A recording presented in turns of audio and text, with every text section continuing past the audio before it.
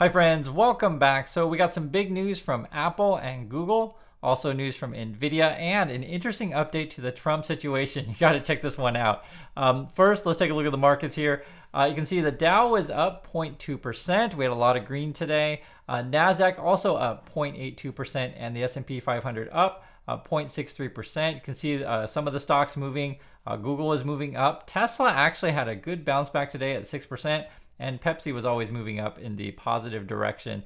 This is the first headline, though, I want to go over with you guys. It says here, Apple is in talks to let Google Gemini power iPhone's AI features. Now, we talked about this Apple AI stuff before, and as I mentioned to you, for the regular common user, it's probably just going to be designed to make better meme pictures, better meme videos, and better animations, these kind of things. So basically kind of for fun in your iMessaging and possibly in search.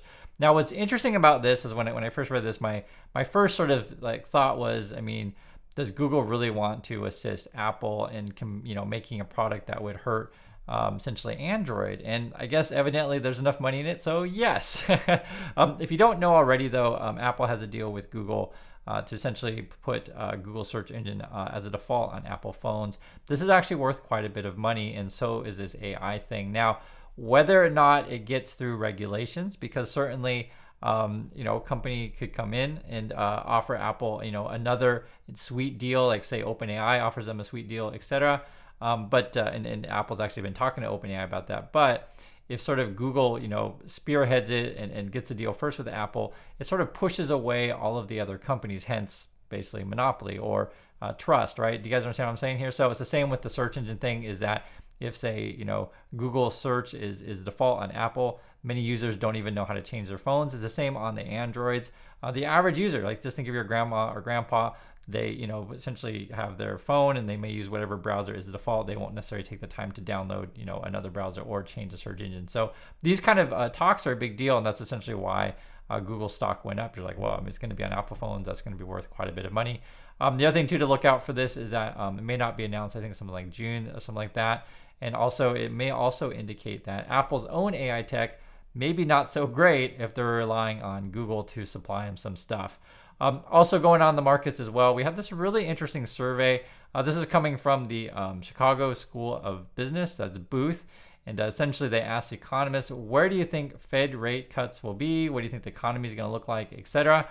Here's what they came up with. So I believe they interviewed 38 different economists. This was recently, so between March 8th and 13th. And basically, this is what you're looking at. So by December, I mean, you're looking at like high 90% chance there'll at least be one cut, right? By November, yes, that's also up there, just over 80%. So the key is going to be, okay, are we going to have a cut by June? So according to economists, maybe not, right? So like, what is that? Like a 5% chance? What about a cut by July? Talking about rate cuts here. I don't know, maybe 22% chance. Now, this is going to be different than what the market's telling you guys. That's why I'm just showing you what economists think. What about by December? Maybe, you might get your first cut, maybe 50-50, something in that range. The market's thinking like 50-50 in June, whereas economists are thinking basically, 50-50-ish by September. My personal opinion is there is a possibility that the Fed could just not do anything this year, but I would agree with this assessment. Yeah, 50-50 by September, and then maybe if you're going to get a cut, maybe November. So, but again, this is economists thinking, not necessarily what the market thinks, because there's two different things. Market wants more by June, again, 50-50%, something like that. This is also too asking economists, where do you think the GDP, unemployment, and inflation will go? So they see, actually, it's kind of interesting, GDP to pick up a little bit, right, around 2%. Unemployment to stay also flat a bit, right? So around 3.9, kind of in that range. I'm looking at this as well. This is this core PCE, so that's the one that the Fed looks at. I know we always talk about CPI, but the Fed actually looks at PCE to talk about how to measure inflation. They're still looking at above the 2%, right? So there's your 2% goal right there, and the Fed's still going to be above it. My personal opinion on this stuff is just keep interest rates where they are and see if inflation can come down, and be patient on that, because it looks bad if like suddenly they cut and then inflation spikes and like, oh crap, we screwed up, and so just wait. Whether or not unemployment goes up, I keep seeing a lot of articles of various companies laying off. For example, there was one today where Deloitte is like restructuring. I think they had 5 different areas in their company. Now they're going to 4. Also, too, I think they're going to be asking us more senior people that, hey, it's time to maybe step down, retire, etc. Because cheaper workers are younger usually, right? So you have your older workers to leave, etc. But it's more than just that. I see various companies out there talking about layoffs and reorganization, etc. So whether or not unemployment is the best measure out there. Kind of one of the ways, in the original I mentioned this, kind of one of the ways I think about it is that many people say finance, tech, or various high-paying jobs may get laid off. And yes, there'll be a job for you, maybe working at McDonald's or something like that, like essentially a low-paying job. So you won't be unemployed, but you'll be underemployed, and it won't be necessarily the job that you want. So I just wanted to bring that up. So unemployment doesn't necessarily tell the full story. Moreover, I want to go over the Trump situation. It is a complicated one. So evidently, he can't come up with the $455 million, right, which is actually quite a bit of money. His lawyers filed paperwork here. You guys can see right here. One thing I thought was kind of interesting is that Ivanka Trump's name was separate from everyone else. If you guys have been following this, closely on the Ivanka Trump situation, why she's separate, you can let me know. I just didn't have time to look that one up, but I thought that was interesting. That stood out to me. One thing also too that stood out to me as well. If you want to watch my prior interview with Elon Musk and Don Levin, I gave some thoughts on it. To check out the video, and the basic gist of it is that Elon Musk claims that Donald Trump didn't ask him for money, and he basically claims that they were just kind of randomly met while he was eating breakfast. So watch my video for details on that. I call BS on this stuff. I think Trump needs the money, and Trump is asking a lot of people for money, and Musk has a lot of money, so that would be a natural thing. Also too, it's kind of interesting to hear some of your comments. This was on the last video. One person said, Jason says, obviously Trump needs money, and Elon cannot say if he did. That'll be nuts. I'm not sure your point about attempting to make. You seem very negatively geared towards Elon. And I'm reading this comment because I want you guys to, listen to yourselves sometimes. I wrote, you prove my point without knowing it, because if you watch the video, you'll see my whole point was like, I don't necessarily trust what Elon's saying regarding this matter because it's a sensitive topic. I don't think it's a crazy thing to say. We're talking about money here. A person replies, but you appear to be saying Elon is full of BS. If he admitted it was true, that would be a disaster. You can't make enemies of an incoming president and give fuel to the Democrats. It's a really, really poor question. So again, and Jason, I'm laughing because like you're proving my point here. Like my point is calling out that I don't really trust anything that Elon's saying on Elon is saying on this particular topic, because I get it, and I hope you get it too. We're talking about money. We're talking about very sensitive issues. Maybe Trump doesn't have enough money. Does he even have enough money, right? And also too, we're talking about really a lot of money that it is. And I was like, if Trump comes to Elon and says, hey, can you give me $20? I'm sure it's fine. But like, when we all know Trump needs like, $454 million, that's a tall order. Moreover, someone else also commented, this is coming from Jip, I don't know how to say Jippy, and it says, no, he wouldn't randomly meet him. Trump is so desperate for money that he is pulling every connection he knows. Trump just filled his court case that he can't come up with a $456 million bond that will soon go after his assets. So, guys, I actually do read all the comments, and I do always appreciate your thoughts on these things. Moreover, I want to point out a comment that I missed. Actually, this was from 5 days ago. This is on TikTok, since I don't check my TikTok very often. I barely use the thing. And this is essentially a kind of spammy, trolly comment, which I get. And again, the first one I've gotten on TikTok, to my knowledge, I just don't check it. But I want you to read the kind of stuff that appears on social media. So this is coming from, I guess, Wild Bill. It says here, this guy is a Winnie the Pooh CCC supporter, a propagandist, definitely does not have a positive angle, the title of his book. So the reason why I'm pointing this particular one out is if you understand the dynamics of social media, there's a lot of trolls and spam people out there. Because I'll actually see the exact same comment occasionally on my videos from the same person.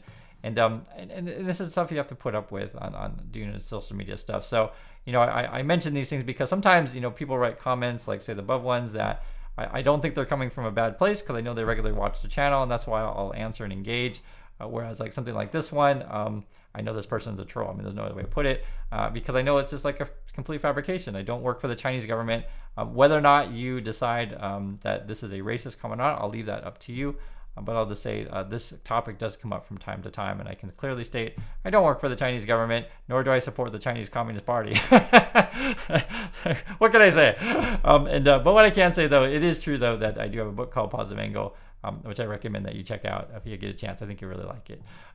Digging further into the Trump situation, and the reason I'm bringing this stuff up, because I'm just trying to get to the truth of this stuff, guys, and I find it entertaining to read these kind of stories, whether or not Trump can come up with the money.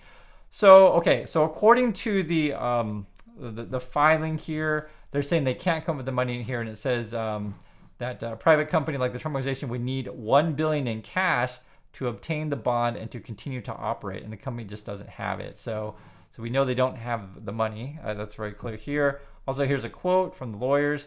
Defendants' ongoing diligent efforts have proved that a bond in the judgment's full amount is practically impossible. Eesh, that doesn't sound so good. Moreover, what else we got here? This is also another quote. It says here, while it's my understanding the Trump Organization is in a strong liquidity position, it does not have $1 billion in cash or cash equivalents. So I wonder how much money Trump has. I always wonder these things. I'm sure you guys wonder it too. We sit around all day wondering how much he's got. Now, according to a deposition, this is kind of interesting. It says Trump's net worth has been estimated around $3 billion. Who knows if that's true? I'm just saying who knows.